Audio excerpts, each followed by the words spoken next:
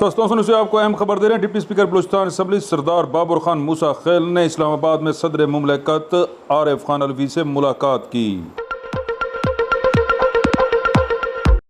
Pakistan Tehreek Insaf social media मूसा खेल के ज़राए के मुताबिक इस मुलाकात में बलूचिस्तान के मसाइल भी ज़ेर गौर लाए गए।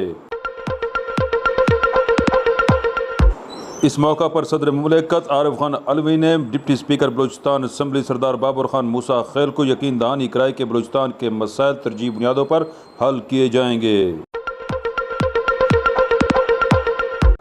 ज़राए के मुताबिक मुलाकात इंतहाई खुशगवार मूड में हुई। बाद अज़ा मीडिया से गुफ्तगू करते हुए डिप्टी स्पीकर बलूचिस्तान असम्बली सरदार बाबर खान मूसा खेल का कहना था, सदर मुमलिकत ने बलूचिस्तान के मसाइल तरजीह बुनियादों पर हल करने की यकीन दहानी कराई।